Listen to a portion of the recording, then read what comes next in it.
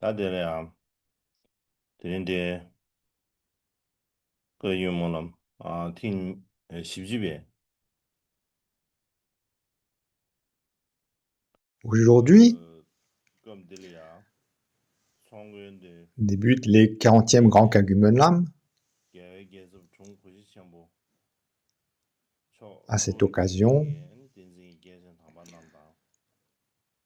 à tous ceux qui se sont rassemblés, au grand sublime Gyaltsab Rinpoché, ainsi qu'aux détenteurs des enseignements, Kempo, maîtres spirituels, amis spirituels, la communauté monastique, hommes et femmes, ainsi que tous ceux qui se sont rassemblés venant des différents coins du monde, à vous tous.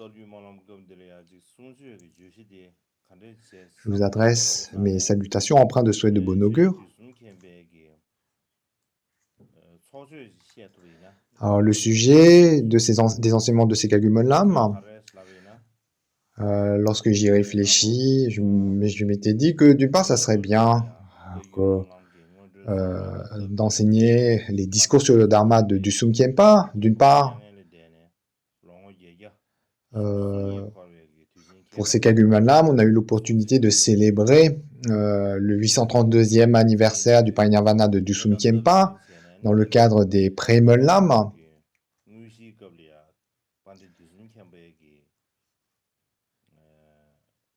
Et donc une raison, et puis aussi, donc je me suis dit que dans le cadre des Premolam, puisqu'on a eu l'opportunité de se rassembler et fêter cet anniversaire, ça serait bien que dans les Kagumolam même, il y ait des enseignements liés à Dusum Khenpa. Et puis aussi, lors des Monlam, des gens de différents horizons se rassemblent. Et par conséquent, au lieu d'enseigner sur un texte philosophique ou sur certains sujets de recherche contemporains, je m'étais dit qu'il serait plus bénéfique d'enseigner quelque chose qui aide les débutants. Et donc je m'étais dit que c'était important et que c'était l'occasion d'enseigner sur ce sujet. D'un autre point de vue, les ancêtres maîtres Kagu enseignaient le dharma en particulier aux gens ordinaires. Il y avait la tradition de donner les enseignements qui couvraient tous les points importants, mais qui étaient faciles à comprendre et utiles pour le commun d'entre nous. Par exemple, Gampopa a enseigné le dharma de cette façon. Par exemple, dans ses grands discours sur le dharma, les excellents et beaux, les qualités parfaites, donc différentes références de discours sur le dharma. Et on trouve de tels discours sur le dharma dans les œuvres complètes d'autres grands maîtres Kagu anciens, tels que Deshiek Pamodrupa, Jigten Sumgon, etc. Et même dans les œuvres complètes de Dusum Khenpa, bien que ces œuvres ne sont pas très longues, eh bien, on retrouve également ce genre d'enseignement, ces enseignements qu'on appelle les discours sur le Dharma. Et en lisant ces discours sur le Dharma, il apparaît clair que les premiers maîtres Kagu étaient capables de faire ressortir l'essentiel de la pensée des sutras et des tantras, peu importe leur façon de le dire. Ces enseignements concis étaient nés de l'expérience et de la réalisation issue de l'aboutissement de la pratique. Donc ces différents discours sur le Dharma ont des bénédictions différentes des autres œuvres, ainsi que d'autres caractéristiques particulièrement merveilleuses.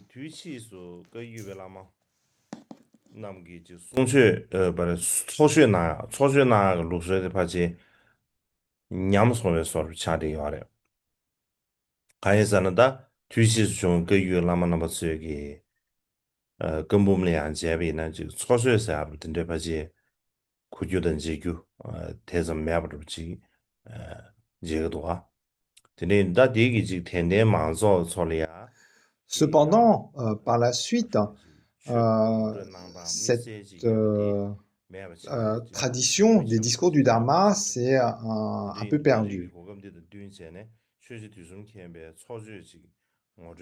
Donc, dans les maîtres antérieurs, les maîtres ultérieurs dans la lignée Kagyu, donc, on ne retrouve pas dans leur biographie de tels discours sur le Dharma, de telles œuvres. Et d'un côté, c'est une grande perte pour notre public bouddhiste. Et j'ai donc pensé que c'était l'occasion de présenter un discours sur le Dharma donné par le seigneur du Dharma, Dusum Khyentpa. Et il y a notamment un de ces discours sur le Dharma qui est intitulé « 6 caractéristiques pour atteindre rapidement l'éveil ». Et j'ai pensé que ça serait bien d'enseigner sur ce sujet. L'œuvre, ces discours sur le Dharma commencent par « Je me prosterne devant le précieux Lama selon les paroles du précieux maître ». Donc là, ici, l'expression précieux Lama fait référence au glorieux Dusum Khyentpa. Comme vous le savez, donc Dusum Khyentpa a été le fondateur de la lignée Karma Kagyu. C'était le premier détenteur de la coiffe noire. Donc on l'identifie ainsi comme étant le premier dans la lignée des Karmapa. Et comme a évoqué le 8e Karmapa, Mikyo Dorje, le Nirmanakaya du Bouddha, Gampopa, maître Gompa, qui était inséparable de lui, le seigneur des secrets, Jetsun Rechungpa, Detchen Repa, Chammo Sele, Ja, Chapa, Patsa, Sharawa, Sanakpa, Galo, Berowa, Asing, etc., sont les 100 grands siddhas qu'il a suivis. Donc cette citation de Mikyo Dorje souligne le fait que le seigneur du Dharma, Dusum Khyentpa, a étudié auprès des plus grands, et notamment les plus grands maîtres, notamment dans la philosophie, dans les régions centrales et est du Tibet, incluant le grand maître Tulung Gyalmawa, donc les différents maîtres qui ont été évoqués rapidement dans la citation. Donc il a étudié ainsi dans le détail les sutras au travers de ces grandes figures du bouddhisme, de la philosophie bouddhiste. Et en plus, il a passé 6 années à méditer sur la tradition Kalampa avec le grand maître Sharawa ainsi que Najokpa Sherab Dorje.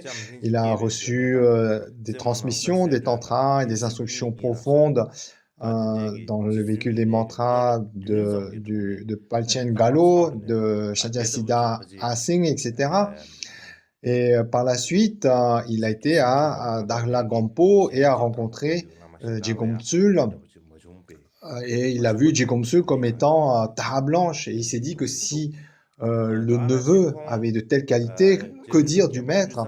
Et c'est ainsi que par la suite, il a passé beaucoup de temps à étudier auprès de Gampopa et de son neveu Jigomsul. Et à cette époque, Dusum Khyentpa, Barompa, Yazingompo et Shimshigawa étaient connus à Gampo pour avoir atteint des niveaux d'excellence dans la méditation. Ils étaient reconnus comme vraiment de grands méditants. Et en général, en dehors de Dusum Khyentpa, en fait, il n'y a pas eu d'autre maître qui a eu le privilège de recevoir les instructions complètes auprès de 7 disciples directs de Milarepa. Le seigneur Gampopa, Rechungpa, Linkawa, Digonjepa, Chamlen Chichepa, Junme, ainsi que Tsimmo Nanka Saljon et les 2 frères Getsul.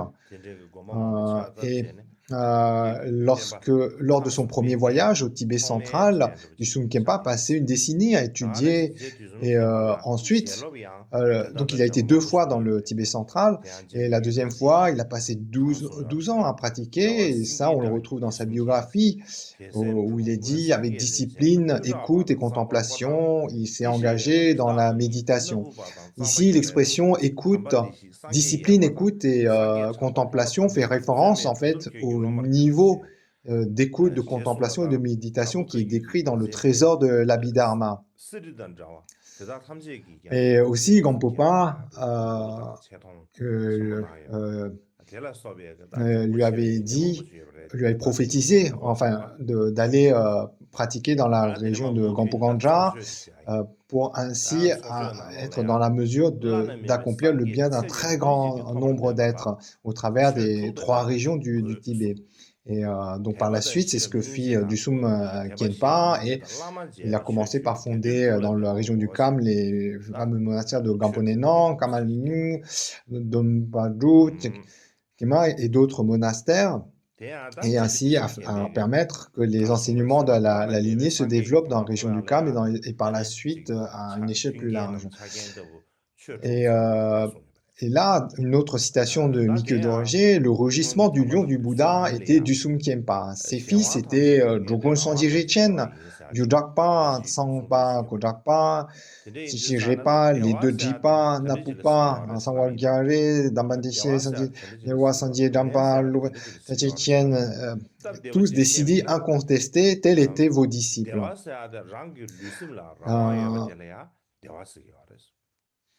Et d'une façon générale, tous les détenteurs de la lignée Kagyu, qui constituent, comme on dit, comme une chaîne de montagnes d'or, ont tenu en grande estime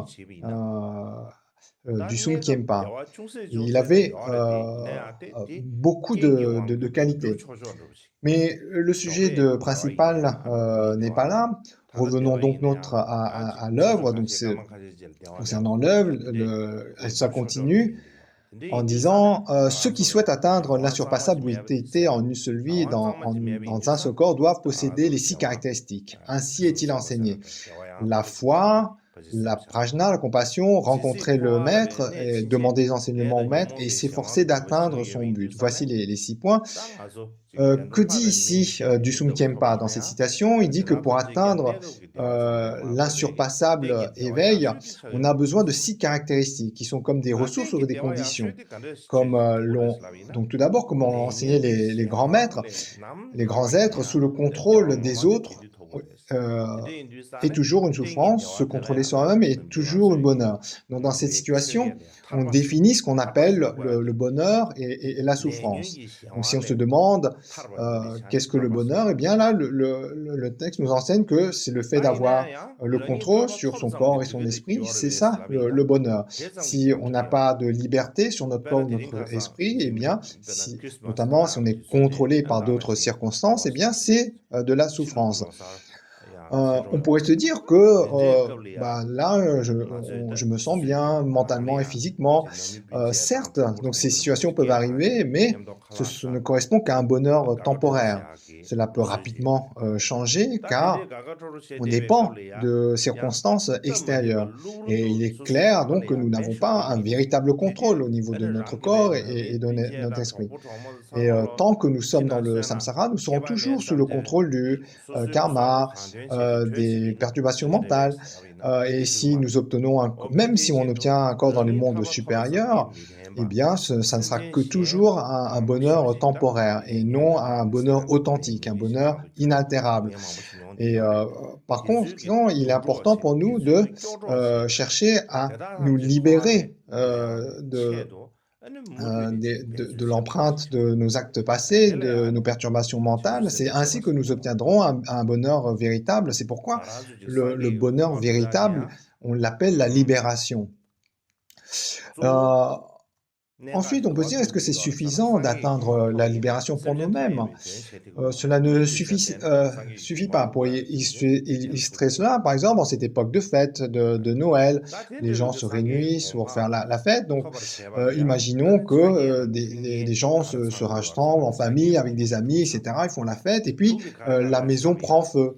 Si dans cette situation, une personne prend ses jambes à son cou et s'enfuit pour préserver sa vie coûte que coûte, sans se soucier de ce qui arrive à ses amis et à sa famille avec qui il était réuni, on voit que cela n'est pas convenable. Eh bien, de la même façon, on doit être les amis dans les épreuves et la souffrance de tous les êtres qui, comme nous, souffrent d'être sous l'emprise de nos actes passés, de nos perturbations mentales, et on doit donc continuer à travailler dur pour œuvrer à la libération de tous hors du cycle des existences. C'est ça qu'on appelle la conduite d'un Bouddha. Atteindre l'état d'un Bouddha parfait revient à être capable de bénéficier à une infinité d'êtres sensibles lorsqu'on atteint cet état parfait et insurpassable. Et pour atteindre cela, comme évoqué, il y a besoin de 6 conditions ou 6 ressources, 6 caractéristiques qui sont, pour rappel, 1, la foi, 2, la prajna, 3, la compassion, 4, le fait de rencontrer un maître véritable, 5, le fait de recevoir de lui les enseignements, et 6, mettre en pratique le sens de ces enseignements. Donc le premier de ces 6 points, c'est ce qu'on appelle la foi ou la conviction, et là-dessus, la foi est importante, elle est notamment ici mentionnée comme première des 6 caractéristiques, et toutes les bonnes qualités ne peuvent apparaître chez les personnes qui n'ont pas la foi ou la conviction. Tout comme les pousses vertes ne peuvent jamais pousser à partir de graines brûlées par le feu. Donc cette citation ici, elle explique les inconvénients qu'il y a au fait de manquer de foi, de conviction. Et en ce qui concerne les avantages de la foi, d'après l'œuvre, le résumé de tous les entraînements, après avoir stabilisé la racine, la foi, la racine qui est la foi, fixez votre esprit sur l'éveil. Et là, ici, donc, Shantideva, dans cette œuvre, explique comment la foi ou la conviction est la racine de toutes les qualités positives. Et autre citation, l'ultime de l'auto-émergence ne se réalise que par la foi. Ceux qui n'ont pas Dieu ne peuvent jamais voir le globe brillant du soleil. Donc, comme cette citation, la nature ultime, le sens de ce qui est non né, de l'auto-émergence, eh bien, ne peut être réalisé que par ceux qui ont une foi supérieure. De même, si on se réfère au Gandharva Sutra, la foi est le trésor, le joyau est le meilleur pied, comme une main, elle est la base pour accumuler la vertu. Elle protège et développe toutes les qualités. La foi vient en premier, elle est comme une mère qui donne naissance. La foi fait pousser l'arbre de l'éveil. J'ai souvent expliqué cela correctement aux laïcs de la région. Parmi les 6 caractéristiques, donc en premier, la foi est mise en avant en raison de son importance particulière. En général, on pourrait penser que parmi ces 6 caractéristiques, le fait de suivre le maître, le fait de demander les enseignements devrait être considéré comme d'une importance première. Mais il y a de nombreuses raisons qui justifient comme quoi on met en premier lieu la foi ou la conviction. Si au début, en fait, on n'a pas la foi dans le maître, dans les enseignements, il est impossible qu'on suive le maître, il est impossible qu'on lui demande des enseignements. Et même si on fait semblant de suivre le maître ou les enseignements, si on n'est pas capable de susciter une foi, une conviction dans notre propre courant mental, notre esprit ne pourra pas devenir le dharma. Et par conséquent, si on ne parvient pas à générer une telle conviction, une telle foi dans notre être même, eh bien, quoi que l'on fasse, qu'on écoute les enseignements, qu'on essaye de les mettre en pratique, qu'on étudie, qu'on débatte, etc., eh bien, tout cela, toutes ces activités restera du pseudo-dharma et pas le dharma véritable. C'est pourquoi le Bouddha lui-même a dit « Les bonnes qualités ne surgiront pas chez les personnes qui n'ont pas la foi ». Tout comme les pousses vertes ne pousseront jamais à partir de graines brûlées par le feu, sans la foi, aucune bonne qualité vertueuse ne surgira en vous. Et en ce qui concerne les bienfaits d'une foi du fond du cœur, d'une conviction, Shantideva, dans le compendium des entraînements, a écrit « Après avoir stabilisé la racine qui est la foi, fixez votre esprit sur l'éveil ». On l'a évoqué tout à l'heure, cette récitation. Une fois que vous aurez éveillé une foi stable dans les trois joyaux, vous aurez un désir stable d'atteindre l'éveil. Comme l'a dit Gampopa dans ses discours sur le Dharma intitulé Tashipunso, le fondement ou la racine de tout Dharma est la foi. La foi dans le Bouddha parfaitement accompli, la foi dans le Dharma qui est enseigné, la foi dans la Sangha qui le pratique. Lorsque vous avez une telle foi, vous prendrez toujours refuge dans les trois joyaux. Comme cela est dit, si vous voulez véritablement prendre refuge, il suffit d'avoir la foi. Si vous n'en avez pas, c'est impossible. Le summum de l'auto-émergence ne peut être réalisé que par la foi. Ceux qui n'ont pas Dieu ne peuvent jamais voir le globe brillant du soleil. Donc, comme évoqué cette citation, la nature ultime, le sens non né, ne peut être réalisé que par ceux qui ont une foi supérieure. Et aussi, donc avec cette image d'aveugle qui ne voit pas la lumière, ici c'est une citation, une référence au Gulama, et qui rappelle que la nature ultime, le non-né, ne peut être réalisé que par ceux qui ont une foi supérieure. Par exemple, si vous croyez que les 4 nobles vérités enseignées par le Bouddha sont vraies, eh bien, même si on n'est pas en mesure de les réaliser concrètement dans un premier temps, on va les garder toujours à l'esprit, on va y réfléchir parce qu'on y a foi, on y a respect. Et puis un jour, lorsque les circonstances vont être réunies, eh bien, on va être en mesure de réaliser le sens. Si à l'opposé, on n'a pas la foi, on n'y croira pas. Et si on n'y croira pas, on n'y pensera pas. Et notamment ceux qui ne sont pas bouddhistes et qui n'ont pas de foi dans les 4 nobles vérités, ou même s'ils entendent les mots, ils entendent l'enseignement, il leur est pratiquement impossible d'acquérir la certitude sur ces 4 nobles vérités. Et ça vient simplement du fait que dès le départ, ils n'ont pas la foi. Donc ça, c'est l'inconvénient de manquer de foi. Et notamment, autre exemple, si on regarde les Tibétains âgés analphabètes au regard des érudits non bouddhistes, en termes d'éducation, donc vraiment, il y a un contraste énorme. Mais du fait que ces Tibétains âgés, même s'ils n'ont pas eu une éducation à l'image des grands érudits non bouddhistes, grâce à leur foi, eh bien, ils sont capables de développer une compréhension profonde de la vacuité, du Mahamudra et des autres grands concepts bouddhistes similaires. Et cela, ça vient entièrement de la foi, en particulier ce qu'on appelle la profonde vacuité, ou la nature du Bouddha, ou le Mahamudra. Toutes ces notions, elles dépassent l'entendement d'un être ordinaire, elles sont au-delà des concepts, et sont par conséquent extrêmement difficiles à comprendre, même intellectuellement. Ne parlons même pas du fait de les réaliser, mais simplement d'en comprendre le sens intellectuellement. Mais si on a cette conviction profonde en leur véracité et que l'on prie pour les réaliser, eh bien, tout comme l'ont fait les Bouddhas, Bodhisattvas, les maîtres racines, les maîtres de la lignée, eh bien, un jour, on sera en mesure de réaliser ces notions qui sont au-delà de l'intellect, qui sont au-delà de l'entendement ordinaire. En particulier, dans la tradition du Sutra Mahamudra de Gampopa, il n'y a pas d'initiation, il n'y a pas de méditation sur les divinités, d'entraînement basé sur les canaux subtils, les pranas, les bindus, etc. Mais par le pouvoir de la compassion et des bénédictions du maître, on peut réaliser tout cela. Et ces bénédictions du maître, eh bien, elles dépendent principalement de la foi et de la dévotion. Donc ainsi, cela est enseigné. Et puis en général, les sutras et les traités parlent des inconvénients du manque de foi et des bienfaits d'avoir de la foi, de la conviction. Et ça, on en a parlé déjà à maintes reprises également. Et le fait de répéter cela au travers des grands traités bouddhistes n'apportera rien de nouveau. Et par conséquent, je préfère vous donner quelques exemples concrets et des bienfaits de la foi, de la croyance par rapport à notre vie quotidienne. Donc le premier point, c'est que la foi ou la conviction, c'est un outil qui permet d'amener la paix lorsque l'on rencontre les circonstances incertaines, les aléas de la vie, les situations difficiles. Dans nos vies, il existe de nombreuses situations incontrôlables, telles que tomber malade, perdre son emploi, se séparer d'amis, rompre des liens avec des proches, etc. Et avoir foi dans ces situations qui échappent à notre contrôle, eh bien, ça a le pouvoir d'apporter la paix, la lucidité dans notre esprit.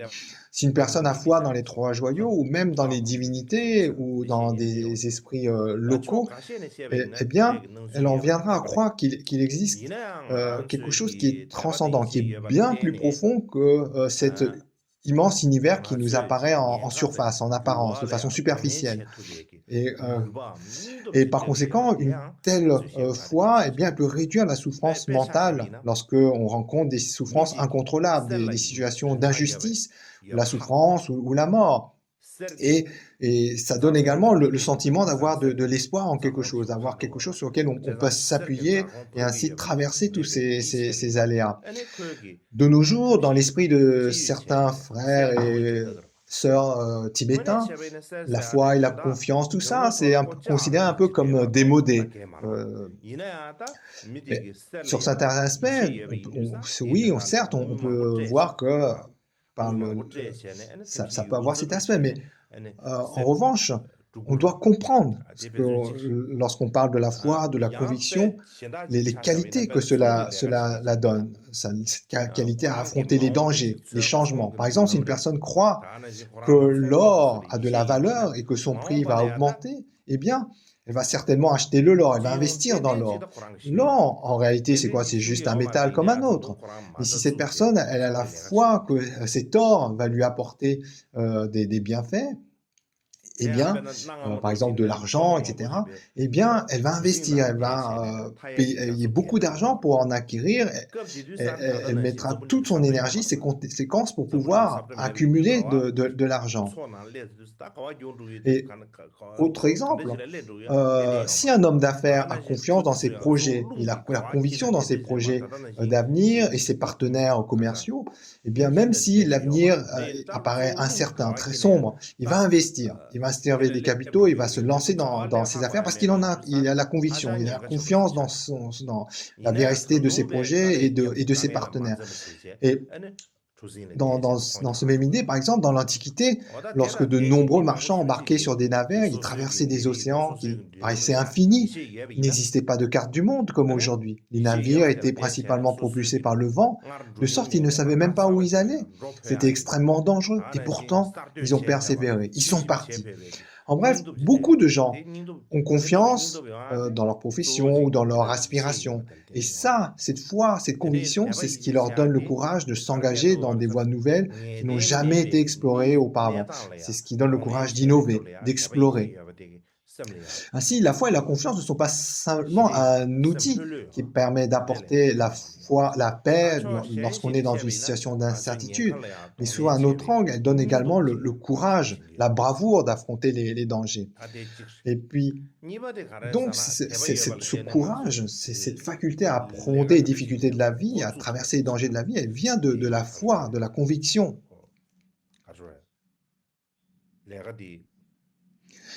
Et donc voilà, donc un bienfait concret de la foi, c'est ça, ce pouvoir d'apporter la quiétude ainsi que le courage dans des situations incertaines, les situations de souffrance. Ensuite, autre exemple, autre bienfait par rapport à... Eh bien, c'est le fait que ça nous permet de nous engager, de démarrer quelque chose. Donc, par exemple,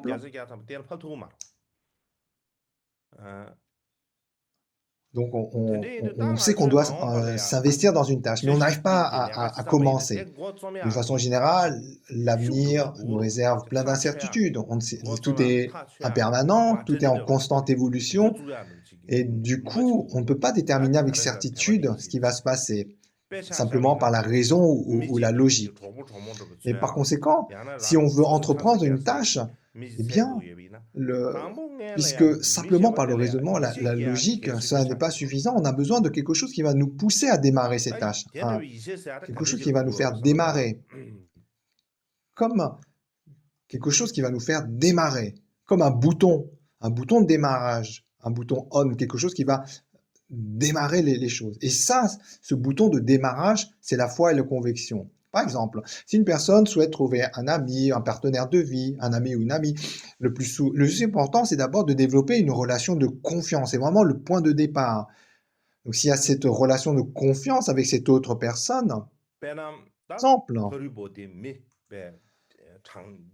cette autre personne est quelqu'un qui est digne de confiance, qui est honnête.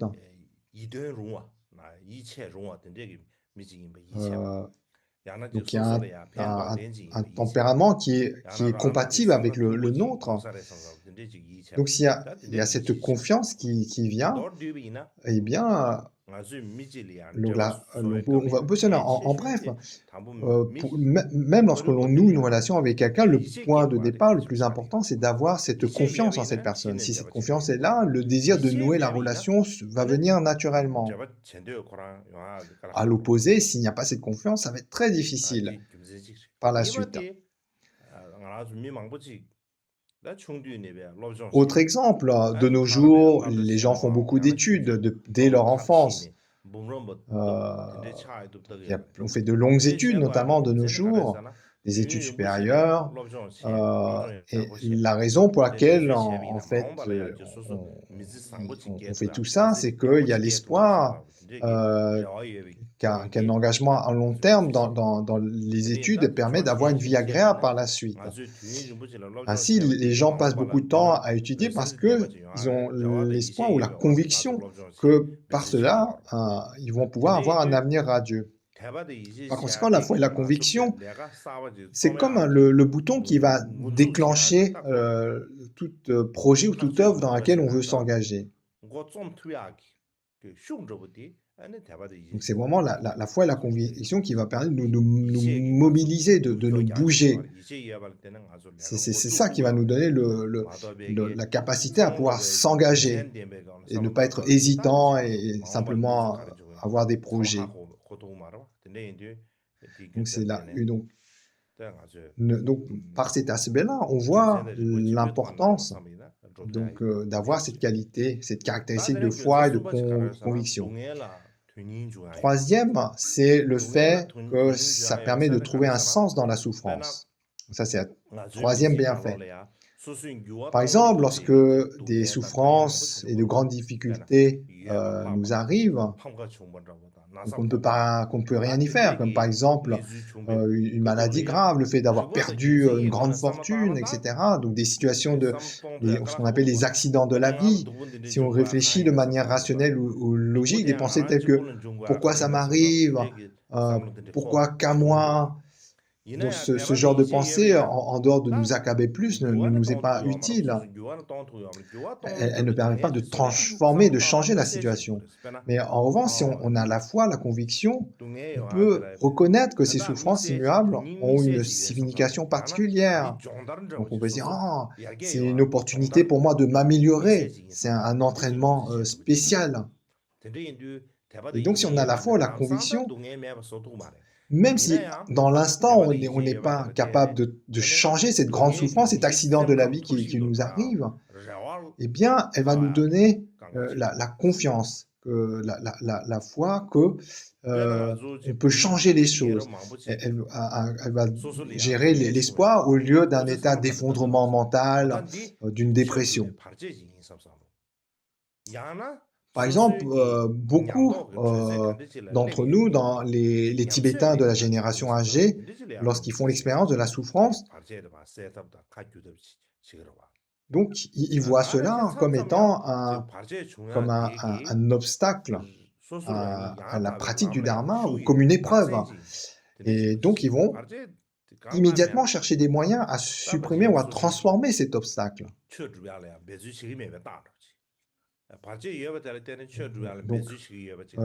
Donc on dit, je rencontre un obstacle, donc c'est un signe que je suis sur la bonne voie, et par cela, donc, on va développer plus de persévérance, plus de force de cœur, et ça va développer la force mentale, la diligence. Et parfois, donc, certains pratiquants reconnaissent ces souffrances comme étant le résultat d'un karma passé, et ça les incite à s'engager dans l'accumulation de mérites et aux pratiques de purification pour purifier les voiles de l'esprit en faisant des pratiques comme le fait de réciter les mantras de Vajrasattva ou la Dharani Dakshobhya. Un autre exemple vient de Viktor Frankl. Donc c'est un Autrichien, un psychiatre autrichien qui est survivant de camps de concentration à Auschwitz-Birkenau. Et il a notamment, donc à ce moment-là, lorsqu'il était en camp, eh bien, il a perdu la plupart de ses proches, ses parents, sa femme, plein de ses proches. La plupart, en fait, sont morts dans les camps. Mais lui, il en est ressorti. Et suite à cela, donc, il a développé ce concept, on parle de logothérapie.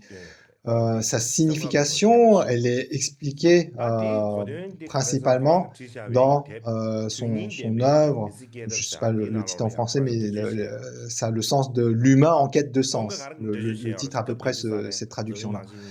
Et donc dans cette œuvre-là, il expose, il explique cette notion de logothérapie, c'est cette notion de sens au niveau du cœur,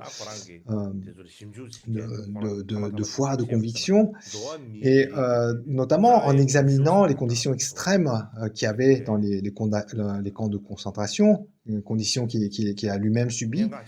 Il a remarqué que la motivation fondamentale de l'humanité était la recherche d'un sens. Donc c'est autour de ça que tournent ces notions de logothérapie.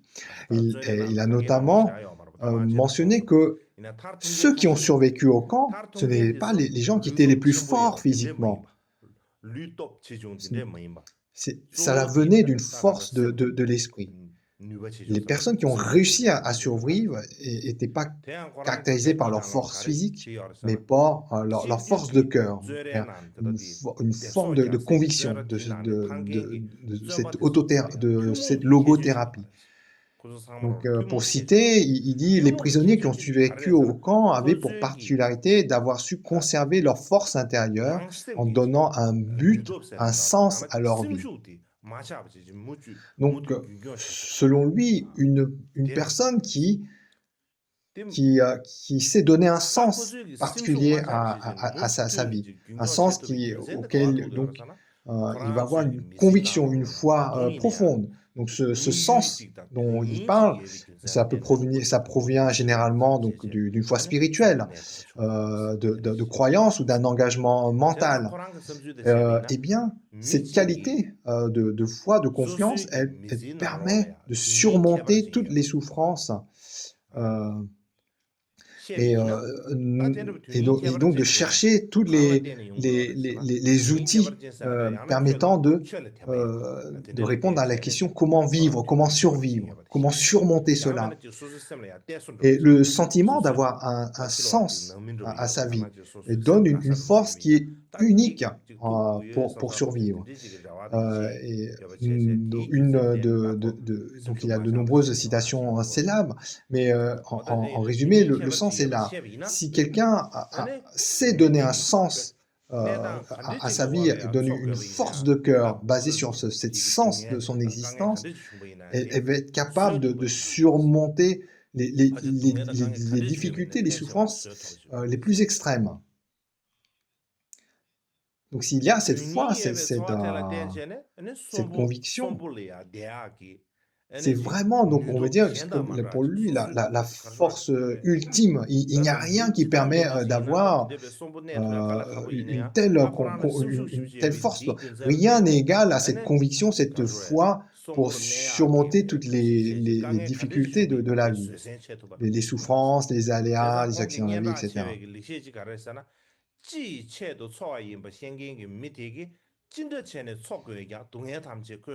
Et voilà.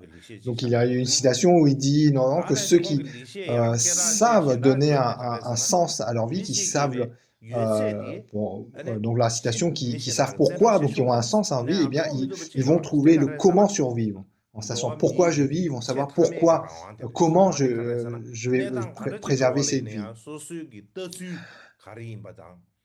Et une autre citation célèbre aussi, il dit on peut prendre un homme tout sauf une chose. Et cette chose, c'est la dernière des libertés humaines, celle de choisir son attitude en toute situation, de choisir sa propre voie. En d'autres termes, où que nous soyons, quel que soit l'environnement dans lequel on est, les pressions, les circonstances, la société dans laquelle on est, bien souvent, on est dans des situations où on n'a pas vraiment la liberté de la situation. Mais une personne qui a ce sens, qui a la foi dans le sens de sa vie, eh bien, elle va conserver sa liberté, malgré toutes les pressions extérieures, les difficultés qu'il peut y avoir. Et personne ne pourrait vaincre ou détruire cette force de cœur. Même dans les plus grandes difficultés, telles qu'une maladie incurable, un échec, une défaite complète, le fait d'avoir complètement perdu toutes ses possessions, et bien même dans de telles situations, ça peut encore avoir, on peut toujours trouver la force de cœur du fait qu'on voit dans notre existence un sens à accomplir. Et à l'opposé, on voit bien aussi que si une personne manque de cette force de cœur, du fait que de cette conscience que sa vie a un sens, eh bien, elle va très facilement, dès qu'une situation difficile se présente, tomber dans une forme de vide, de se dire, mais cette vie, elle n'a pas de sens, elle est absurde. Et donc, très facilement, dans cette situation, on va tomber dans la dépression, avoir des pensées suicidaires. Et donc, cet auteur, Frankl, a d'ailleurs fait une prédiction vers le milieu du XXe siècle, laquelle, en fait, les individus dans la société moderne, eh bien, perdent cette qualité de cœur, ce sens de la vie, cette foi, cette conviction dans la vie. Et notamment à mesure que les valeurs traditionnelles se dégénèrent, qu'elles sont abandonnées, eh bien, si on ne parvient toujours pas à assumer la responsabilité du sens de sa propre vie, eh bien, on risque de sombrer dans un état de vide mental, d'absence de perspective. Et ça, donc, c'est un peu donc, comme la maladie ce que prédit Frankl, c'est ce qu'on observe de nos jours, c'est un peu comme une maladie contemporaine. Les gens sont en perte de repères, n'ont pas de sens de la vie, complètement soumis aux aléas du monde extérieur. Et dans cette perspective-là, on voit l'importance, à quel point c'est important d'avoir la foi, la conviction.